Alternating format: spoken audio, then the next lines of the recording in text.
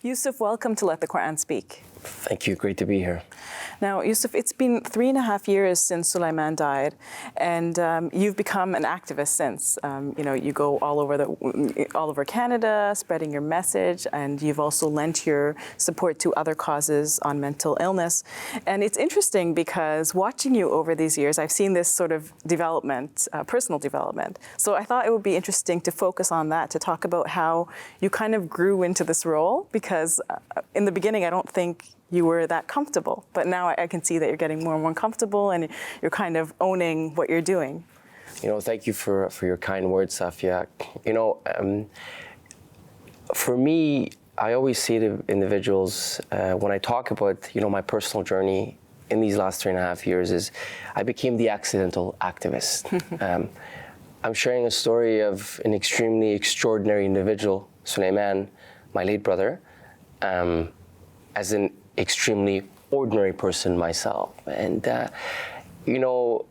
have gotten more comfortable, but the pain is what carries me every day. Mm-hmm. And the conviction of sharing his tragic story is what motivates me. I can see that it's still making you feel really emotional. I can see from your face. Absolutely. I loved him a lot. We were close. Yeah. We played video games together. We argued together. Yeah. He was better than me in most sports, which I sometimes was annoyed, but I loved him. I loved him a lot, and we went through a lot. And I think that's interesting that your love for your brother sort of motivated you and pushed you into this role that perhaps you weren't that comfortable with, pushed you into the spotlight, and you just embraced it, even though it wasn't a natural fit. Absolutely, it was not a natural fit at all. So Yusuf, at what point did you decide, after you heard the news of Soleiman's death, at what point did you decide, okay, I need to do something about this? Honestly, Safiyyah, it was a couple, I believe it was the night or the day after. My mom is talking to me in our kitchen, and she says to me, Yusuf, I want to know what happened to my son. I need to know what happened to my son. And right there, I knew that I had a decision to make. And my mom is someone that I consider the rock, the bedrock of the family, the leader. And so for me, at that point, I said, I need to do something. And I didn't know what that looked like. I didn't know how that looked like. All I knew is I needed to do something. Mm-hmm. So with a couple of buddies, I asked them to put up a Facebook page called Justice for Soli. And that's where the story began.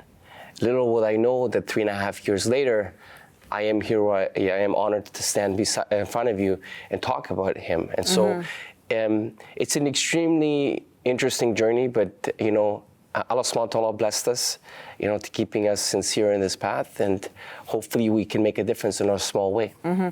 What sort of resources and support did you need to get to where you are, through this journey?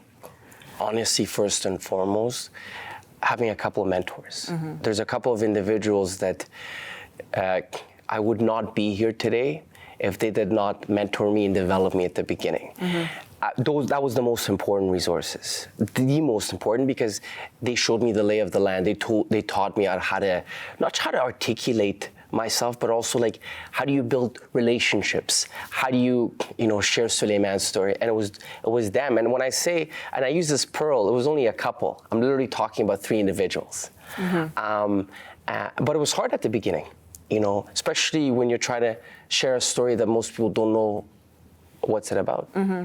And, there's a stigma attached to mental illness, especially in many communities, right? And I feel like you broke that stigma because you were talking about your brother publicly and his mental illness, when in some communities this is kind of taboo, right? Absolutely. Thank you so much for that question. We still have a lot of work in that stigma. Mm-hmm. I come from a community, so let's talk about the sub-community and the broader Muslim community. Both communities, and unfortunately I think we have a notorious track record of our treatment of mental illness. Let's talk about the Afghan community. It's a community that's been through a lot of difficulty. And even to this day, that struggle continues. Mm-hmm. There's certain derogatory terms, even in my native language in Farsi, that's referred to people that have a mental illness, and we're still working on it. And at first, it was hard to get the community on board.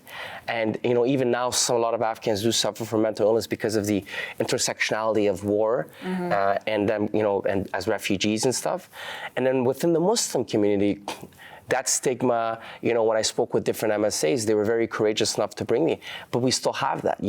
We still have a lot of issues with our treatment of mental illness. And are we there in the perfect area? No.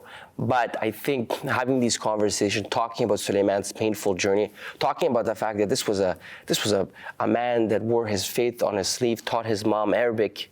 Mm-hmm. And your show is called Let the Quran Speak. He taught my mom the Quran. And I share that with people. Mm-hmm. So when people when I spoke about Soleiman, people need to see, look, this is a man who had his faith, but he still had an illness. So let's talk about that. Mm-hmm.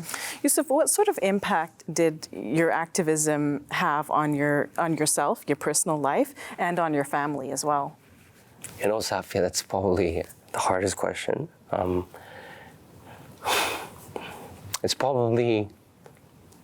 It's a price that I've paid, and I accept that. I didn't know at the beginning what that price would be, but it's been a heavy price, and I accept it. And there's relationships that I've had,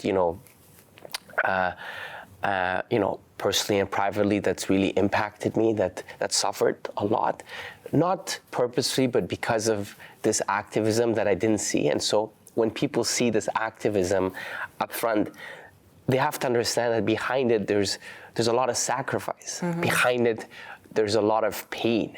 I wear Soleiman's pain publicly, but behind it, it's been extremely difficult. If I could go back, would I change it? Absolutely not. But it's had a profound impact, and sometimes those impacts have been so difficult that, where I've literally had to take weeks off work. Mm-hmm. Yusuf, tell me about, how you've really extended yourself, because I've noticed that, in the last few months, several months, that you've gone to different parts of the country and you've talked about mental illness and the criminal justice system. You've also extended yourself by working with different organizations and different individuals who are also suffering in the same way as your brother. So tell me about that, how you started to do that. It's been an honorable and it's been a profound journey in that, when I've traveled from Vancouver all the way to Halifax. And one of the things I realized in our proud country here of Canada, Canadians across the nation, there's one message what I've really realized quickly is that mental illness touches all of us. Mm. And everybody in every province that I've met or every city that I've traveled to, there's a story, Safiyyah. Sometimes there's multiple stories. And they look at Soleiman's story as the catalyst for civic change. That here's this story we need to come behind and to make sure that we stand beside this family, beside Soleiman Faqiri's tragedy, and look at his story and find a way to make sure that this doesn't happen to anyone else. And what's happened throughout this, we're in the process of launching the Family Coalition. Canadians from Vancouver all the way to Halifax, we got about 12 Canadian families that are standing behind my family, where soon we're going to launch the Family Coalition. Mm-hmm. Tell me about the Family Coalition. Yeah, it's a humbling opportunity. So basically, we have folks from Vancouver, and they come from all walks of life, whether it's black Canadians, First Nations, Canadians from rural and urban Ontario, Francophone Canadians.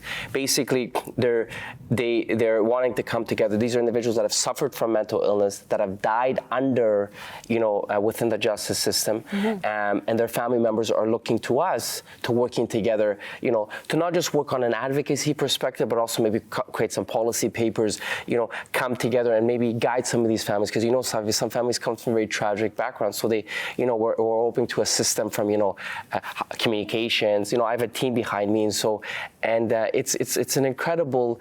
For me, it's incredible because Soleiman was a very gifted man, and we come from humble roots. I came here, my family came here as refugees from Afghanistan, mm-hmm. and so to have people from different walks of life looking to my family for leadership, it's an incredible and humbling opportunity, and it makes me proud to be here. Yusuf, what do you think that the justice system needs to do to change its attitude towards people who are mentally ill? Because I feel like it criminalizes them, right? So I think it's a brilliant point. It criminalizes them. Well, first and foremost, it needs to be transformed.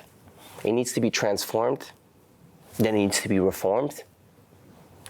But the two most important terms within the justice system is accountability and transparency. The justice system will not change if these two factors don't transform.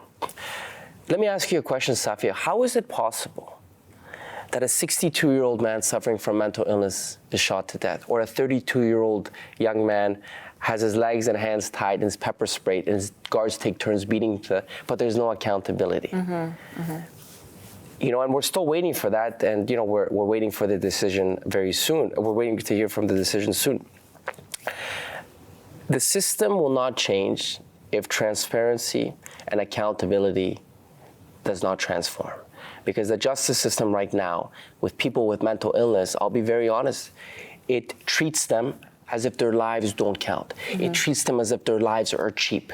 And within all those parameters, what's very important is we need to fund mental health supports.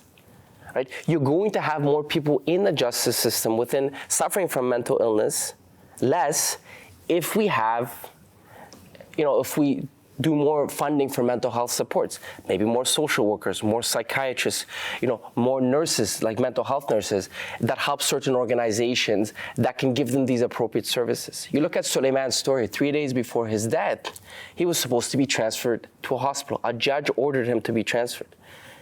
And the only reason he wasn't transferred because he was waiting for a bed. I've said this before, but I wanted to repeat this. Which is a common thing that happens. Which is a common thing. And all the deaths that have happened in all these institutions, in these jails, or within other parts of the justice, it's because a lot of these individuals are looking to get help, but the help is not there. So we need to transform, then reform, within the parameters of transparency and accountability. That will never change, Safiyyah, if we don't do that. People need to be held accountable for their actions. The individuals that killed Soleiman Faqiri need to be held accountable. But if you have no accountability, and that will not change, in my humble Yusuf, opinion. how can we help and support you in the Justice for Soli campaign? Honestly, Safiyyah, having me here speaking about my brother's story means a lot. You know, we're one of the things that, you know, if you could do is perhaps, you know, get people to follow our page, follow our events. We're in the middle of our prison tour. We already gave 2 tours in Lindsay, and we had one in Toronto recently as well. And then we're going to Kingston very soon, then Ottawa.